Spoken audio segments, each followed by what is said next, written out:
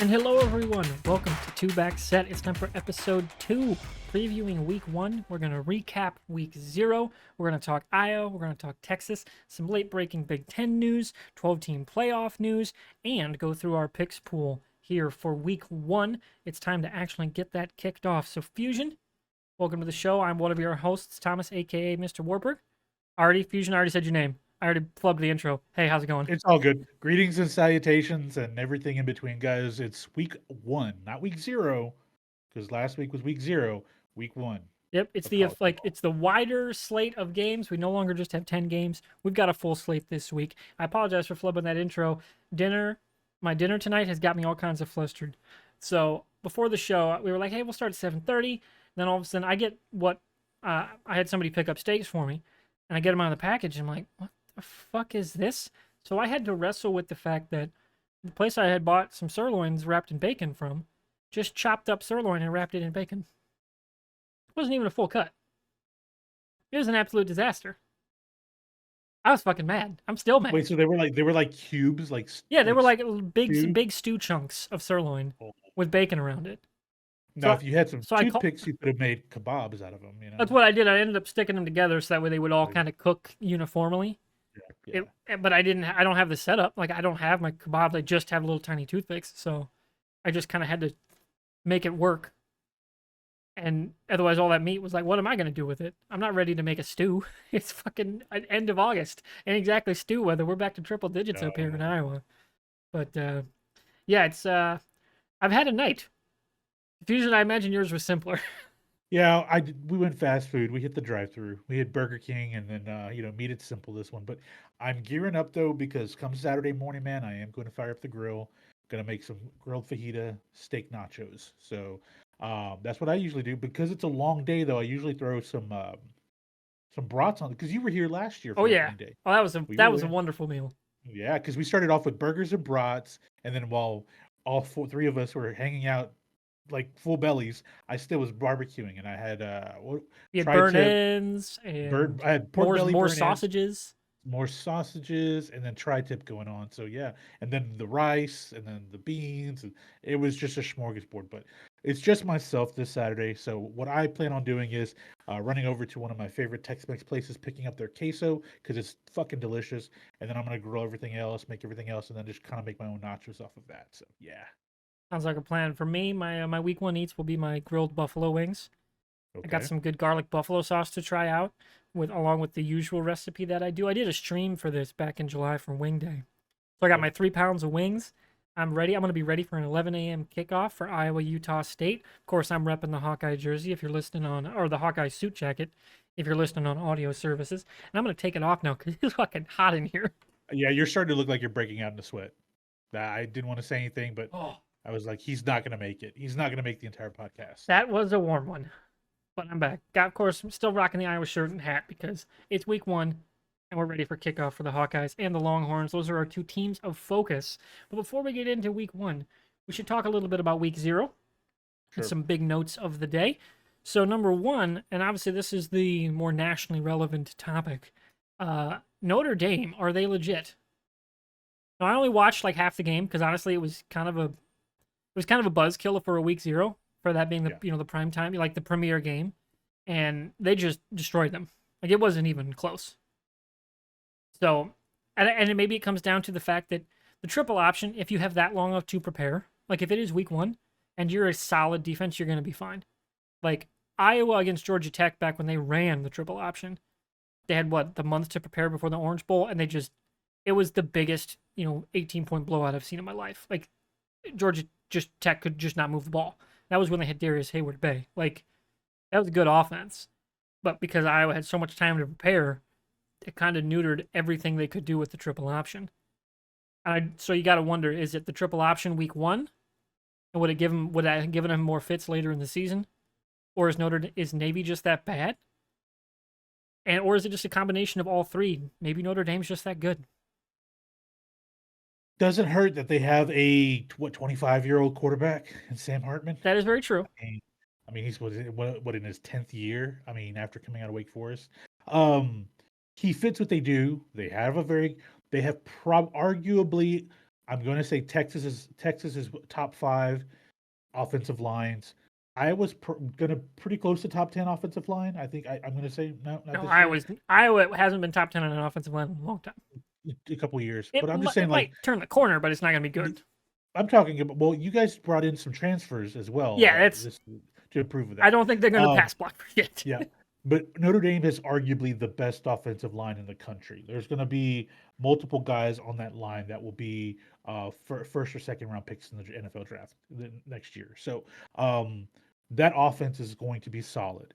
They have some weapons around Hartman, but that defense is really good. So you have to ask yourself, is Notre Dame legit? But then again, it's equal to hearing, is Texas back every time something big happens, right? I mean, that's just it's kind of par for the course for Notre Dame. But then, when they have and occasionally have a really good, you know, top 5 finish to their season, and they get into a major bowl game or the playoff, it's just like they really are disappointed, right? I mean, that's kind of they're on par with like Oklahoma, where Oklahoma has dominating years in the Big 12, And then they get and they exposed in the playoff. in the playoff every single time. Well, that's the thing you have to ask yourself, but they've got a tough schedule ahead. I mean, well, let me correct that. They have Tennessee State, but then NC State, but then in a couple weeks after that, they have Ohio State. They have USC a few weeks after that. Then it gets really tough. USC, Pitt, Clemson, Wake Forest, and then they finish off with Stanford. But Wake Forest is also one of those teams that's kind of like with Hudson Card. What's really good? Oh, I'm sorry, Yeah, Hudson Card's at Purdue. I'm sorry. Um, but yeah, they're a it's a team really that tough. could jump up and grab you. Yeah. Like they're So kind of like Purdue in that sense of like, so look I out. think I think the first few weeks we're probably going to have what, like a 5-0, 1, 2, 3. Yeah, we're going to have 4-0 going to Ohio State, and with Ohio State with Kyle McClure taking over at quarterback. I think that's who they named. Yeah, Yeah, Kyle McCord, because Devin Brown was the sophomore that the people thought was going to take, but McCord's taking over, and I think Brown will probably transfer at the end of the year. I mean, I don't think he'll stay then, and depending on the type of year that yeah, McCord that's has, true. but I really think that it's going to be an interesting game, and it's a good test very early on, like right before things get real hefty for the rest of the college football landscape, for them to go and face Ohio State in South Bend. There's a lot that's in their favor in that game, but then again, Ohio State's just Ohio State. They have a receiving core that's just really amazing. They have a pretty decent linebacking core. Ohio State does, but it's going to be one in the trenches, man. That's really it. Over the next few weeks, you can watch Notre Dame and see how the offensive line looks. But man, when they face Ohio State, it's going to get interesting. Week 5, I think 1, 2, 3, yeah, week 5. Yeah, because you got to So count them. They started in 0. yeah, it's throwing me off that they played on last Saturday, but um, it was fun to watch for me because it's like, hey, I have friends that are big Notre Dame people. I have one friend that went to Notre Dame. A couple of friends back home in Houston are lifelong Irish fans, but I'm still kind of like, just like that San Jose State USC game. I'm like, it's a cream puff, just like Texas facing Rice, and in Iowa facing, Iowa could roll off 40 points this week. That doesn't mean anything for you. I know you're probably to like, Oh, that hey, would they that could would be great for Brian Ferentz to be like, oh, good, I can finally. Hey, next few weeks, we can just take it easy. we could just run 8, 9 points here, 9 Yeah, points here, we 9 just need points here. 10. That's all we need. Yeah, like, just keep my average at that 25. We're good, man. But I think it was a good opening test for the trenches for Notre Dame. Does that mean that they're legit? I don't know, man. We'll see when they play Ohio State. Let's put it like that. That's a Yeah. good, man. Much like kind of Texas, Alabama. Like you'll see it pretty quick how Yep. legit they actually are. Yep. So that'll be definitely a game to circle that week, along with obviously for me. I think that's the same week Iowa plays Penn State, right? I believe so. Yeah, that's the Yes, first sir. week of like proper Big Ten play, not counting Hmm. this week's Nebraska Minnesota game, which we'll get to later. So on top of that week 0, Jacksonville State wins their FBS debut behind former Michigan head coach Rich Rodriguez. Hmm. 2 other former Michigan head coaches got their dub. Brady Hoke at San Diego State, which is apparently facing a bunch of discipline issues, if I read right, or was that USD, like San Diego? I think it's Might USD. have been USD. And then Don Brown wins at UMass, and like they looked fairly decent. Everyone's like, okay, is UMass like competent now? Because it has not been the case for a while. There was a long Oh time yeah. they were constantly, hey, we're going to be in the bottom 10 of every list all season. Man, in the mid '90s, they were basketball. They were a really big basketball program, UMass, and they've been So really quiet with football. Yeah. yeah, so for week 0, I think that about wraps it up. There really wasn't much of note that really happened. Like nobody got hurt. There was no season-defining injuries. There were some fun plays. I think it was that UMass was that the UMass game where the guy's helmet was turned around and he Yep. threw it blind, trying to go to finish off the comeback. That's gonna go in the end of season like sicko plays of the year because it was just so random. He's like just running around with his head turned around and just chucks the ball. Somehow didn't get intercepted. I don't know, but there was a penalty on the play, obviously. All right, so we should probably dive right into week 1. I've done a fair Yes. amount of talking here. So Fusion, Texas is hosting the Rice Owls, 2:30 Central on Fox. Any notes, any news, anything to talk about other than you expect Rice to get rolled? I think the real big thing is let's see what happens with the running back core. Obviously, with Bijan Robinson, who was a Heisman finalist at last year, who will just rip, he'll rip it up in the NFL for the Falcons this season. Um, who's going to be? I think it's who's going to finish the season as the guy. I think the freshman CJ Baxter will be. I know there are a couple running backs that they have. Keelan Robinson's one of them. I forget the other guy's name now. I forget. Ford Brooks. I think it's Brooks. The sophomore that's basically going to get the starter snaps. Because he was the third back outside of Roshan Johnson and Bijan Robinson. But CJ Baxter is this a top 15 player in the country coming in, 6'2", 220 pounds. Like he is going to be a beast in college football. Um, I think that this is a good opportunity for him to get some meaningful snaps before they go to Tuscaloosa. I think that's really the big thing, man. Honestly, this is like we're gonna tune some stuff up before we go to Tuscaloosa. Let's see how the secondary plays. The receiving core is really good. Let's fine tune the running game. Let's test out Quinn Ewers' arm. That's a really big thing. Let's see how he commands the offense for 3+ quarters, and then let's give the late third quarter, all of the fourth quarter to the backups. Get the freshmen in because they have a ton of freshman talent coming in on the defensive side of the football. Let those guys get their snaps in too, because like I said last week, it's going to be big time for them to see the home crowd in front of 100,000 people, and then they got to the next week haul ass over to Tuscaloosa, and they have to put on a show, man. It's going to be a dogfight in Tuscaloosa next week, but let's not worry about that now. This is all about fine tuning the Longhorns. That's really it. I think it'll be. I think by the middle of the third quarter, you'll start seeing the backups come in. Honestly, Fair assessment. So for Iowa, it's probably going to be a little sooner, at least at the quarterback position. Iowa is hosting Utah State, the Aggies. That kickoff is 11 a.m. Central on FS1. Cade McNamara is going to play, assuming there's no setbacks today and tomorrow at practice. Most likely tomorrow, if there is anything. I think Friday they just do walkthrough stuff, so yeah. shouldn't expect anything to change on that front. Sounds like he's going to play. They're optimistic, but it sounds like it's going to be rather conservative. They're not going to do any like called runs or anything like that. You got to remember they did call some of those. Like they would call, QB sneaks technically counted with Stanley because he was basically guaranteed 4 yards every time. But, like with Beathard and quarterbacks like that, like we would call runs. That's not going to happen this week. Number one, it's a team we should outmatch fairly readily. Other than, actual live, like just practice, there's really not much need to do that, especially with a quarterback that you're not sure, is he 95% or is he 100%? Also, he's coming off of an ACL tear 2 years ago. Exactly. Like you don't want to push it until he's got the game reps, he's getting hit by an opposing team, and he's fine. Then in the rivalry game, Iowa State, that should be a win because of what Iowa State has lost. Open up the playbook a little more, work that all out, especially because Eric All is also coming off of serious back injury.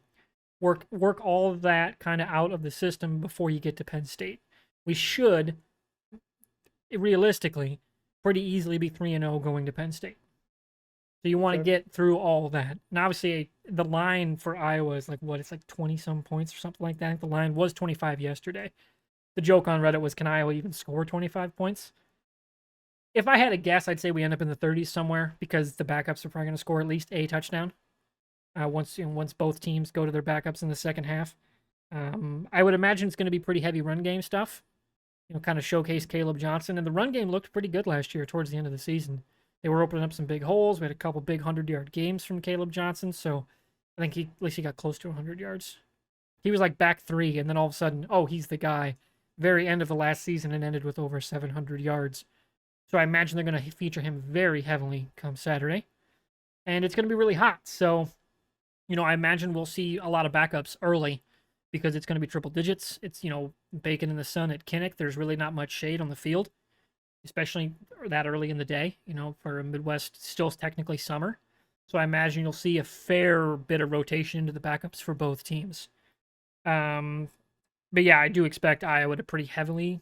And again, Iowa's heavily winning doesn't look like Texas heavily winning because they're not going to go run 50 points up the board. Maybe in early Kirk tenure they would because they had quarterbacks like Brad Banks that could do that. But Yeah.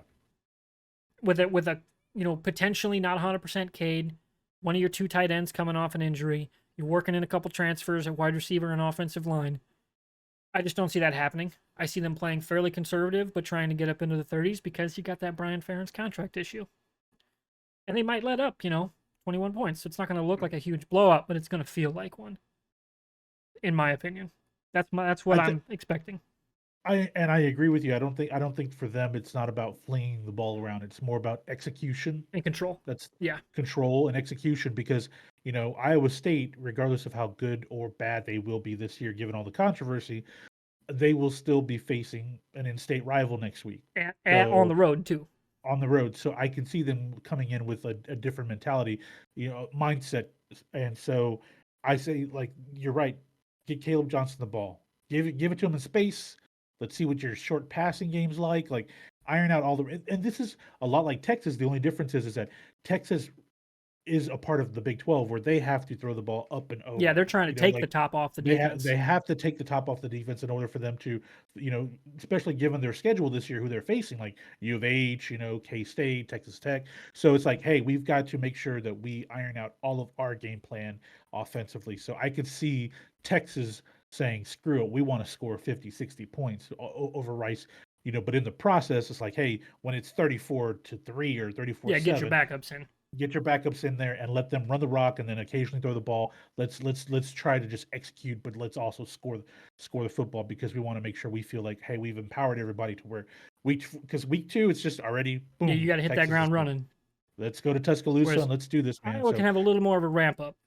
Yeah, but that's not to take away from Utah can. State. They are a higher class of football than I would say of Rice. Yeah, like they are a rival of Utah up until Utah left for the Pac and now the Big 12. So like. Yeah. Are they Mountain West? They got to be Mountain West. I think so. So like that's a league above Rice, I would say, in terms of competitiveness. So their depth is going to be better, but I just don't see them competing with Iowa for 4 quarters at Kinnick. So, all right, so that's our thoughts on our 2 main teams for Iowa and Texas. If you couldn't tell, Iowa and Texas is our big focus. If you're listening on anything, on the video, obviously Fusion's rocking the Texas. I got the Iowa gear. Those are our teams, so we're going to talk a lot about them. So I'm going to say this, dude. I went to the store. Okay. So I don't know how it works at other colleges. I don't know how it works at Iowa, but at Texas we have the University Co-op, which is the huge where you go and buy some of the best gear and some of the hard to find stuff.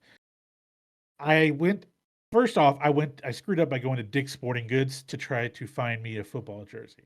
They had an Earl Campbell. Didn't like the way it fit. I pulled the trigger and bought an Arch Manning football jersey. I don't know if you guys don't know. Oh, yeah. Arch is the incoming freshman quarterback. He's Peyton and he's Peyton Manning's nephew. Okay, he was the #1 college recruit last year. Whatever. He's going to sit this season behind Ewers unless Ewers struggles, and he has to come in. That being said, that is football jerseys now at 45 years old. Thomas, they're not comfortable, man. I don't know. Like when I was younger, maybe they weren't comfortable, and I just didn't care. That style almost looks like a baseball jersey. This is a baseball jersey. Oh, okay, that's what you're rocking. And I'm like, you can't be rocking the Manning jersey. I was getting to the point of I put on 2 football jerseys, and I was like, dude, maybe it's age, maybe it's kind of like I have revisionist history because I used to think football jerseys. I used to have a bunch of them as a kid, as a teen, and into my 20s. Right, I had tons of them. Man, I hadn't had one in what 10, 15 years. Bought that thing. I was like, this is fucking uncomfortable. I put it back in the bag. I'm taking it over to Dick's. I went to the co-op and bought me a baseball jersey. Baseball jerseys are comfortable. If you guys have seen a few of our Well, it's podcasts, basically just a weird athletic button-up shirt. yeah, exactly. But the numbering and the lettering and all that stuff doesn't like dig into you like a football jersey does. And I understand why, because they're supposed to be durable, but it's just not comfortable, man. I have several Astros jerseys, love them. I bought me a Texas baseball jersey. Hey man, it's comfortable. I like it, man. Yep. So, Like for me, I got a few Vikings jerseys in the closet. They're mostly too big. I mean, just because they were replicas, so like they're meant, like the size of what you yeah, would put over pads, right? They're just yeah. bigger. But like I would wear them like over a coat, like going to a Vikings game kind of deal, which I may be doing later this season. I got to actually talk to Dennis and see if we could find some tickets because he's up in Duluth. So they're expensive though, a lot more expensive than going to an Iowa game. Hey, So at least you have a beautiful air conditioned space now. that is true. The U.S. Bank Like is a gorgeous it's stadium and unbelievably doesn't leak when awesome. it rains like SoFi. Very good point. Very good point. So back to rest of our talk for week one. One of the other big things we do week to week, are going to continue to do week to week, is talk about our picks pool, which is a free thing, and I'll have the link down below. You can join after the fact; it's not a big deal, but it's obviously cumulative, so earlier the better. We've got 5 games this week. We already talked to Texas and Iowa. Shocker, we're both picking our teams, Iowa and Texas, to win. The other 3 games are a little more intriguing that we've picked for this week. We got 5 per week, so we've already done the 2. We have 3 to talk about. There's no money lines or anything to bet. We're just picking the winner in our pool. So our other 3 games are 2 on Thursday, Florida at Utah, and then Nebraska at Minnesota, starting Big Ten play with a kind of fan rivalry with the 5 Bits of Broken Chair trophy. Just a great little like fan, grassroots charity fundraising trophy. And then our other game is a Saturday game, North Carolina at South Carolina, which is the night game on ABC. It's a 6:30 kickoff time. So Fusion, where do you want to start in that rundown? Let's start with you, Florida, Utah, because that's the first game. That's Yeah, that's that's going to that's be on the high Thursday night. profile one. That's 7 p.m. tip on kick. I keep saying tip. Tip. I've got basketball on the brain. Kickoff time on ESPN. Utah is the ranked team at home, but there was some big news about who's not playing.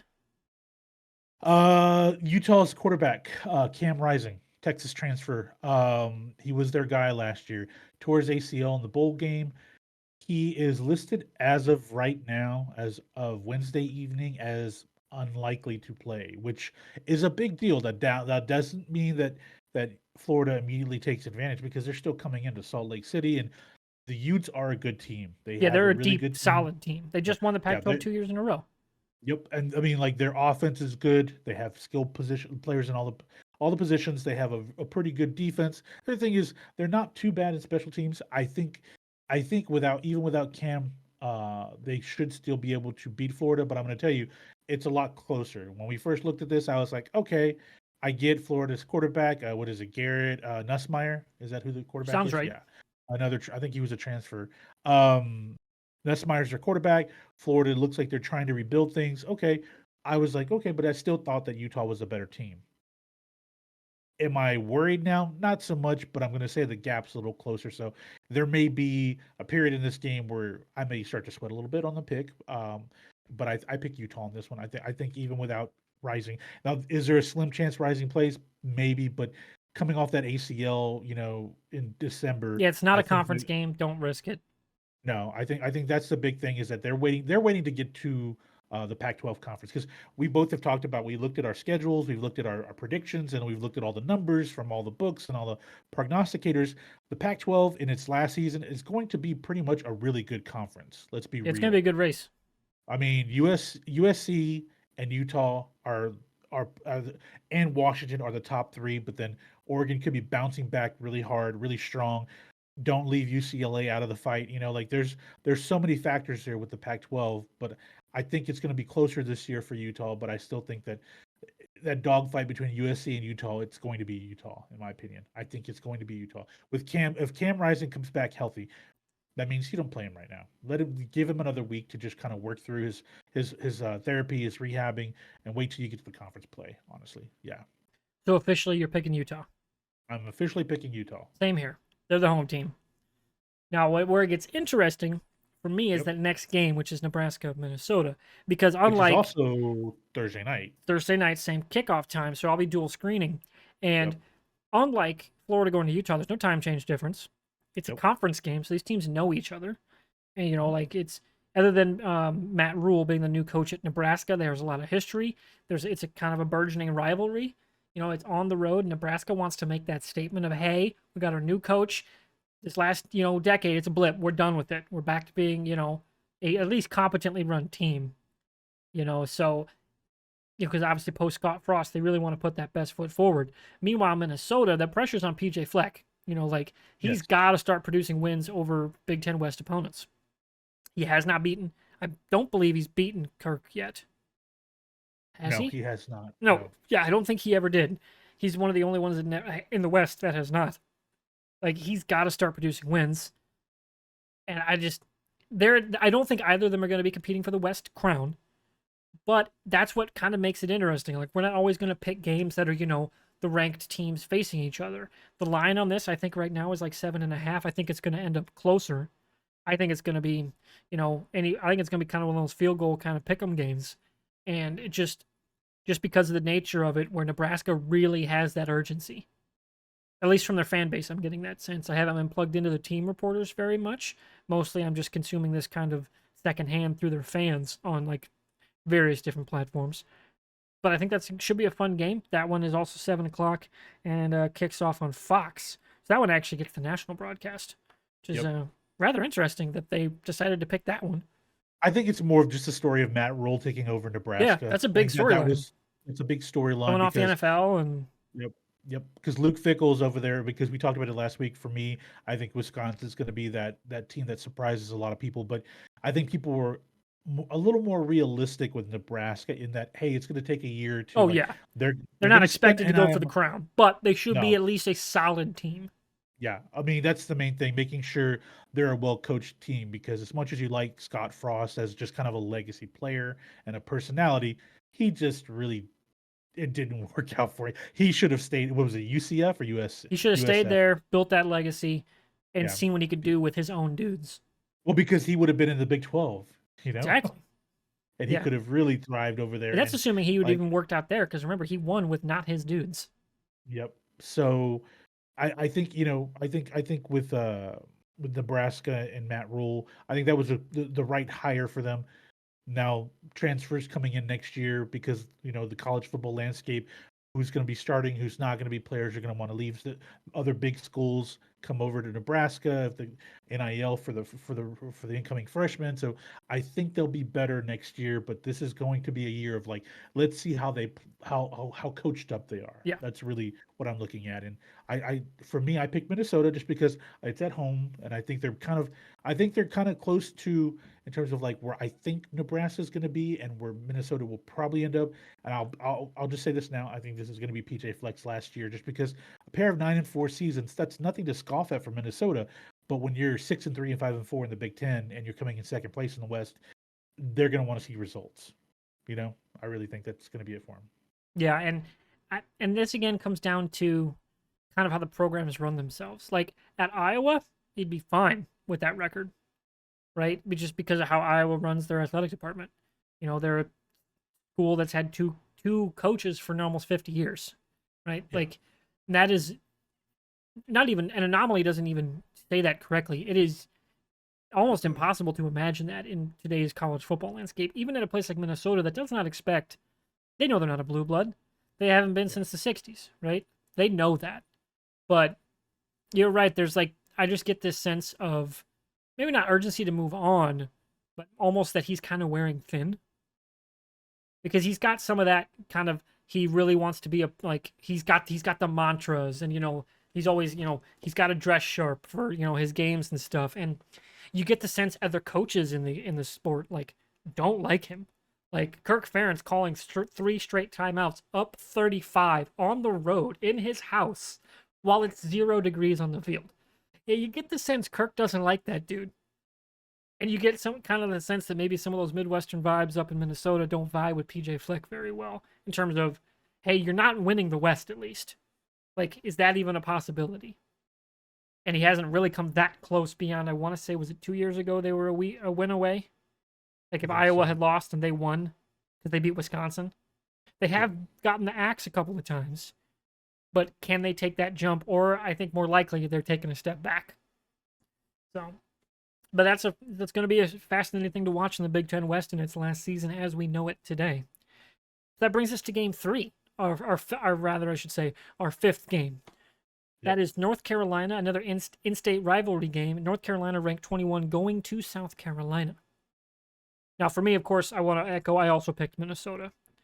Now, just to get it out of the way, North Carolina should win. Drake May or Drake May. Drake May. Drake May. People. I don't know.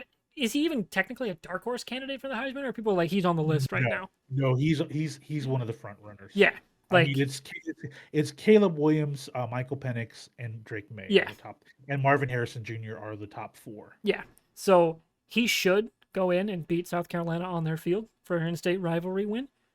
But I'm not 100%. Like I'm not like 100% sure because obviously week 1 anything can happen. Rivalry games anything can happen. And I don't know how hot that is. I don't have a sense for how hot that rivalry is.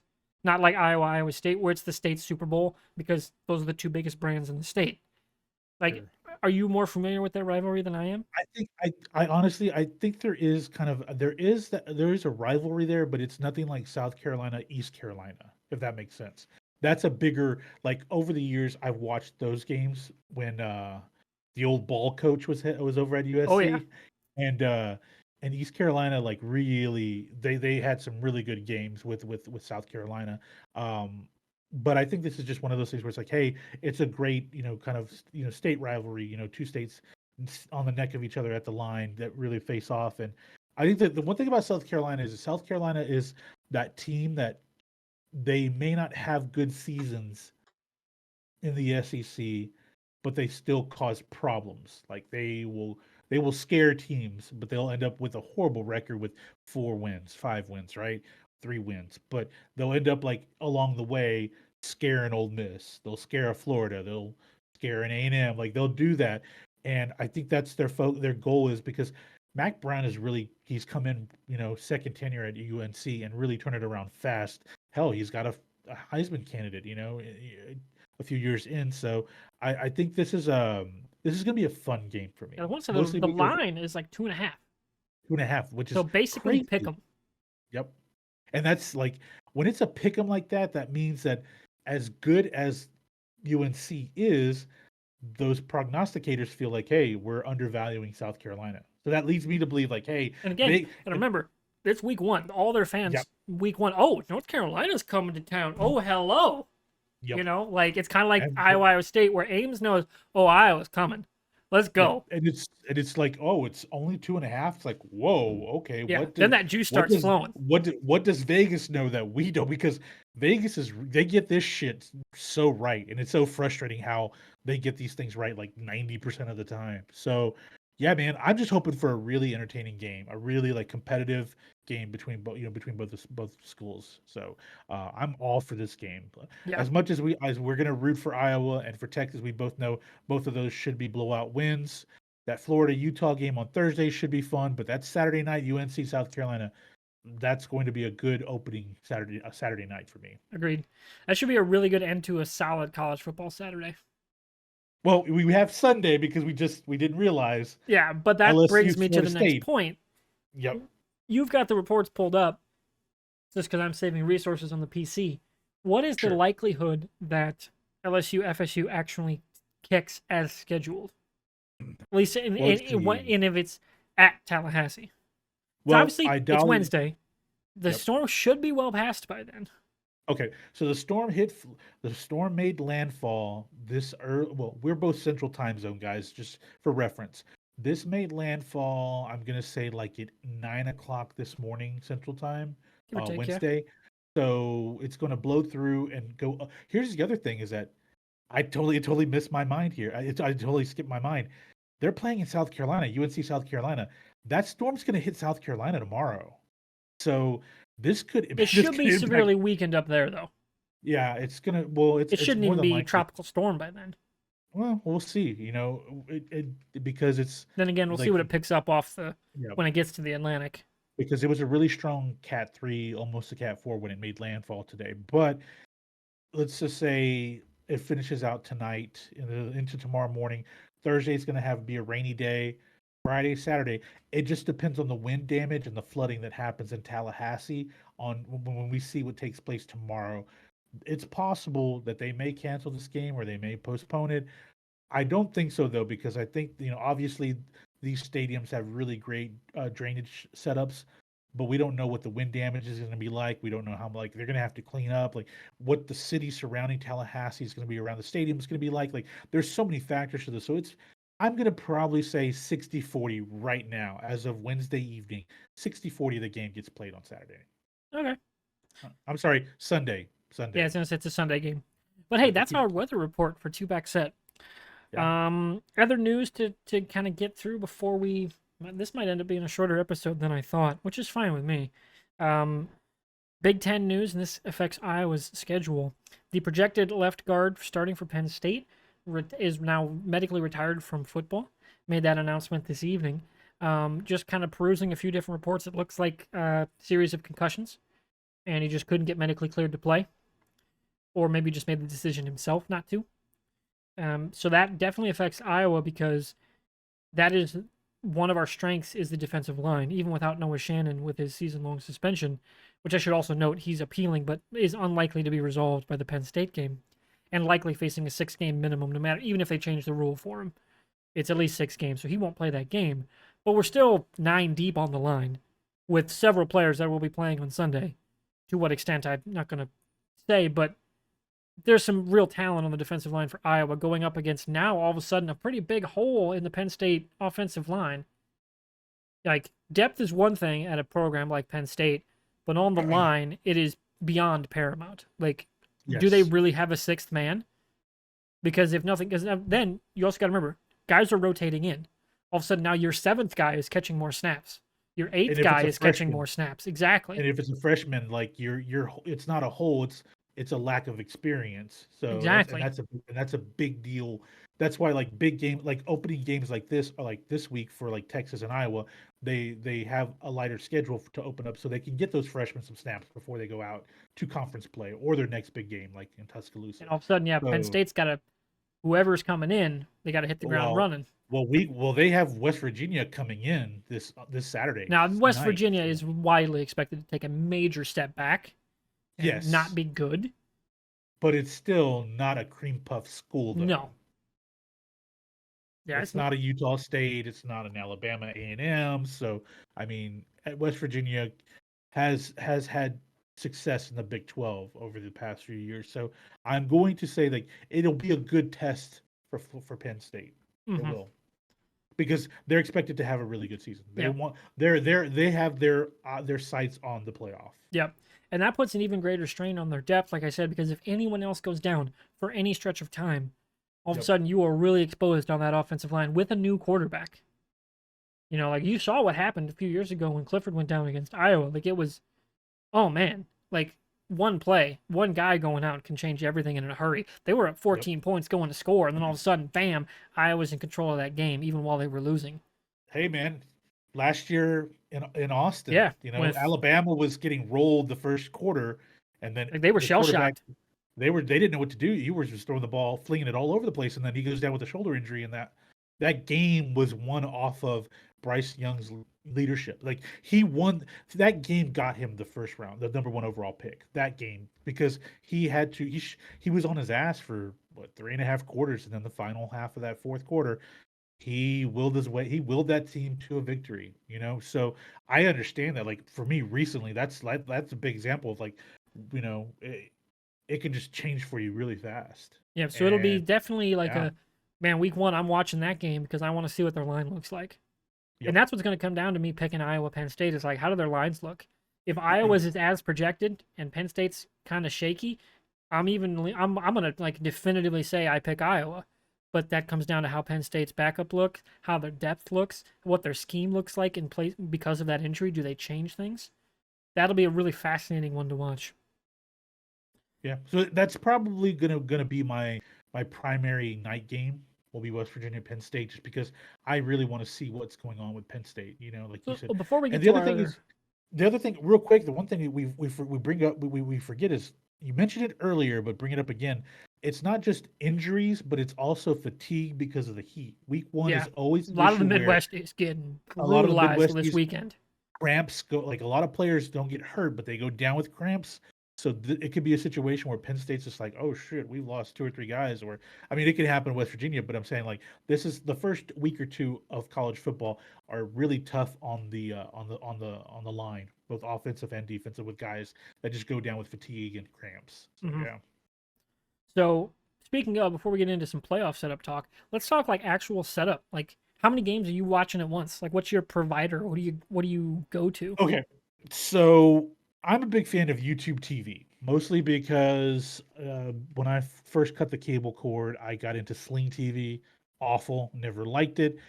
And then PlayStation View came out. I liked their approach, like their setup.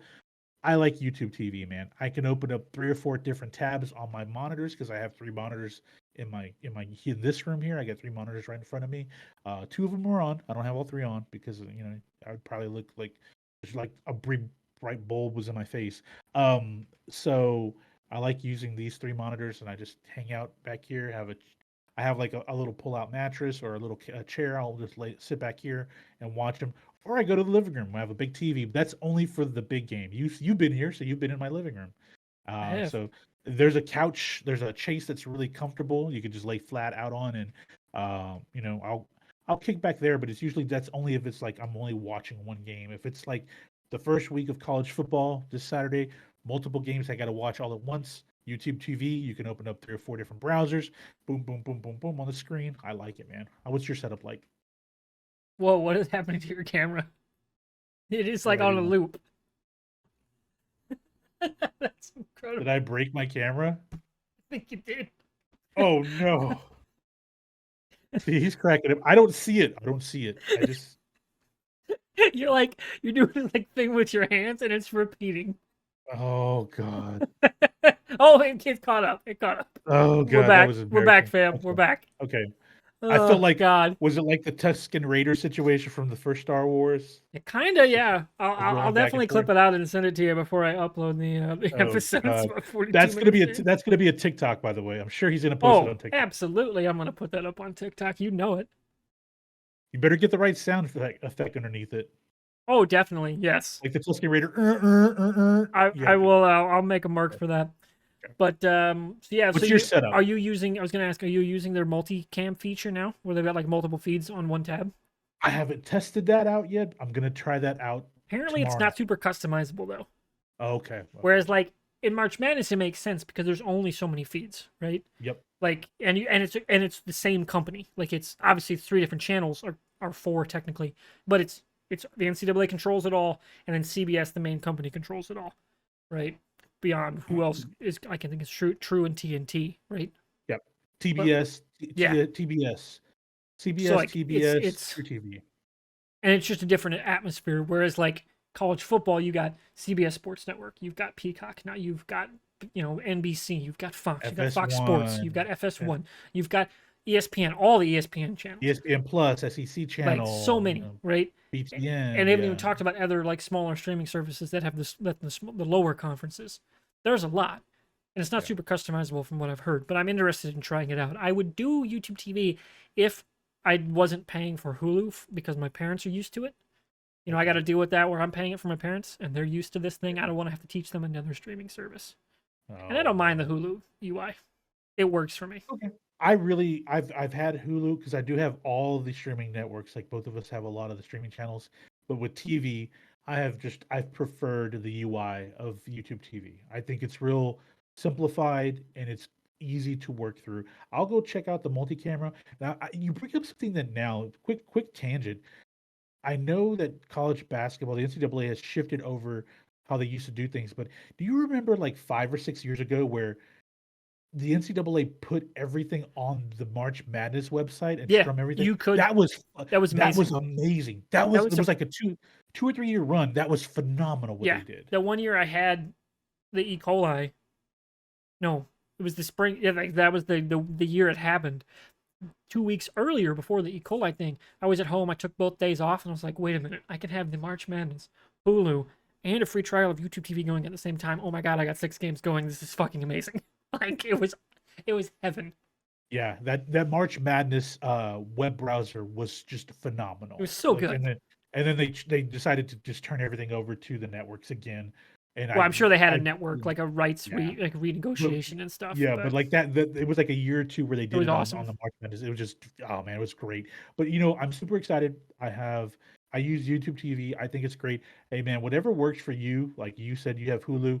Guys, whatever you works for you, go for it. If you're old school, hey, that's great. For me, I like the browsers because I can open up multiple monitors. I can even add additional USB monitors. Like I can add a tablet and stream. Like I can have 6 or 7 different screens if I really wanted to. Yeah. That's sort of and like the great thing about YouTube TV is they don't put a restriction on that. So hey, Yeah. yeah. My dream setup is not only my current 3 monitor setup.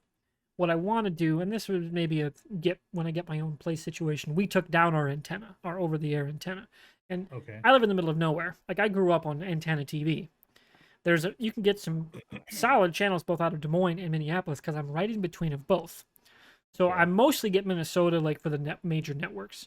So which is great because I'm a Vikings fan. So you can get all there. So I want to get an antenna just for that because Hulu puts me in Des Moines, which is a pain in the ass because then I'm Chiefs, Bears, Packers, never Vikings, which is bullshit because I'm 12 miles from the fucking border to Minnesota.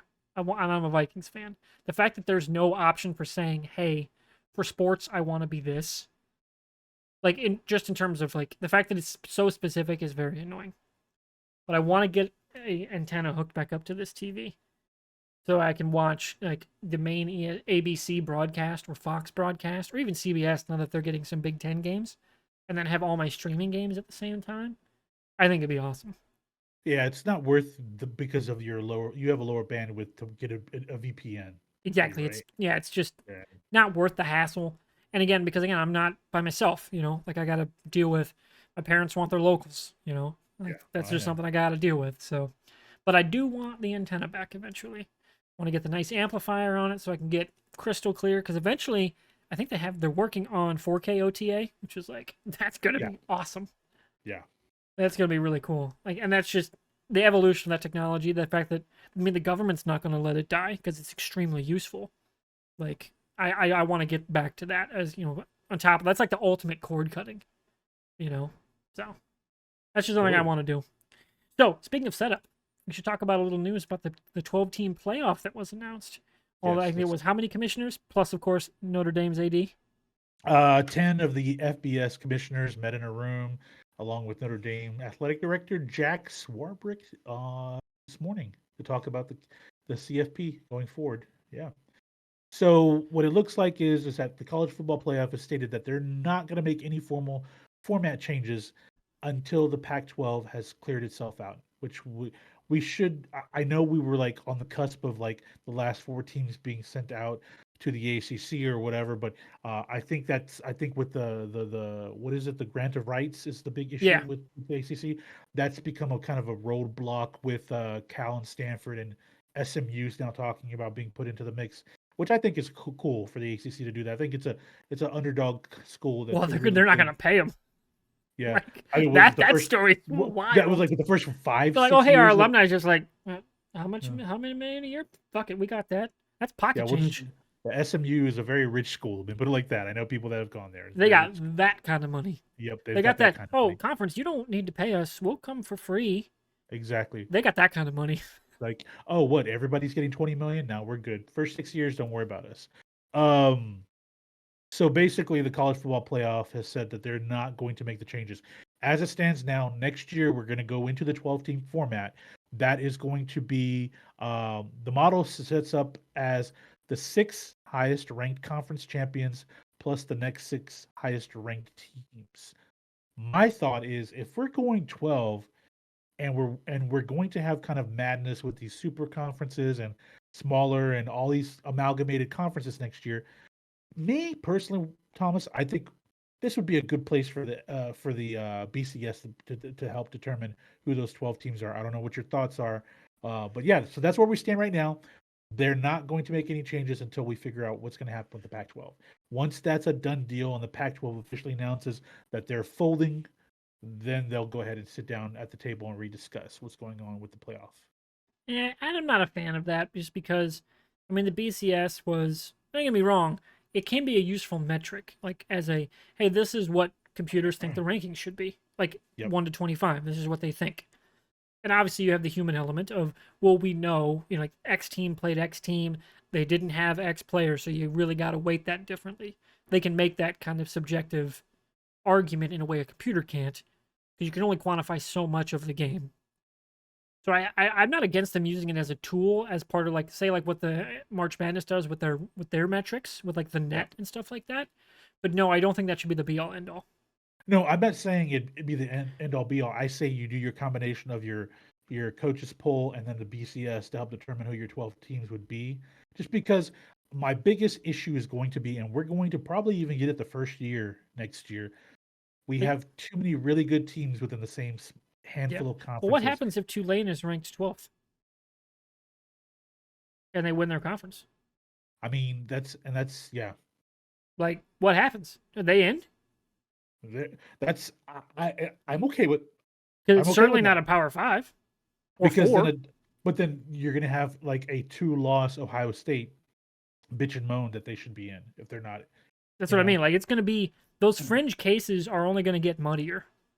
But I'm honestly here for it because it gives those teams a shot. Like, they legit have a shot of like, hey, you guys, non-Power Five, like, or Power Four, whatever happens with the pack, like, you got a shot.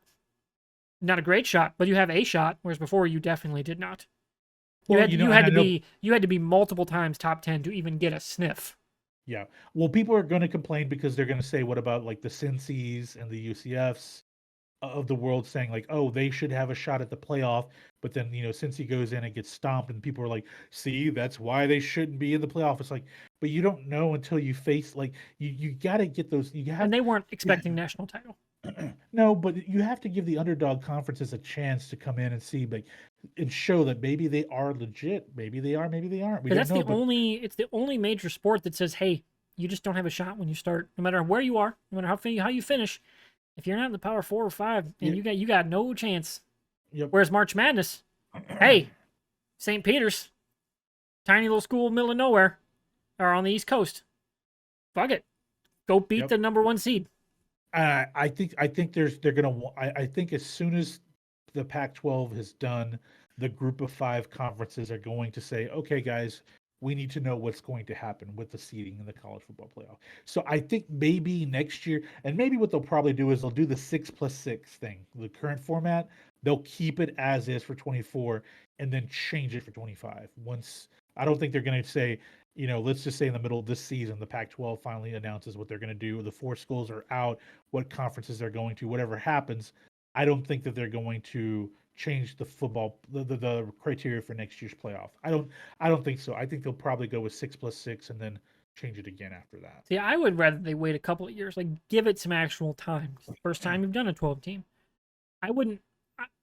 Tinkering's fine, but tinkering on the fly without really seeing how things settle, Yeah.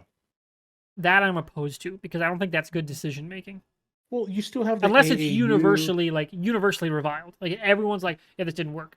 Then tinker away. But like if it's splitting hairs, don't just wildly change your rules. Yeah.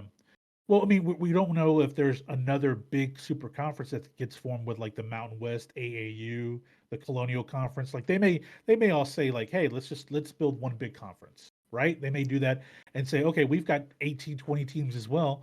We should be in the mix. We should technically be a Power Five. We shouldn't be a Group of Five. We should be a Power Five because of the number of schools we have in our conference. Maybe you're right, honestly, Thomas. Maybe we should say let's wait a couple years, 2 or 3 years, versus let's let the Pac-12 and then immediately change it. I think the 6+6 should be a good way.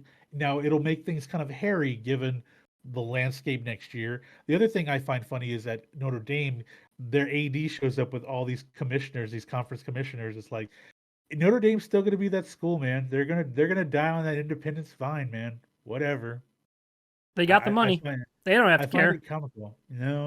But it's going to be interesting when they in the next 2 or 3 years. It's going to be harder for them to schedule big name You say schools to that, help but their. the a lot of the talk right now is contraction. And when we get to that point, ND's looking Yeah. just fine because their Yeah. deal is solid. They're a one-team deal. They can go wherever they want, right? Like when Yeah. that comes around, they command viewership. So is it ACC or Big Ten that has that big NBC deal? Currently Big Ten. Big Ten, right? So I know there's kind of that toe in, toe out with the ACC with Notre Dame, but I could see Notre Dame working out something with NBC and the Big Ten to join that conference. Yeah, I at could least see it. I would say their current relationship to the ACC, Yeah, where it's but mostly Big Ten.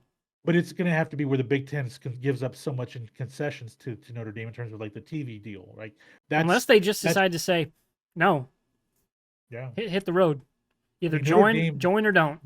Notre Dame makes a butt ton of money off of their exclusive deal with They do. NBC. So that's the main reason why they want to stay independent. So, I don't know, man. And the next year or two, it's going to be interesting to see how they schedule out their. Especially now that their opponents, their non-cons, locked up. Yep, exactly.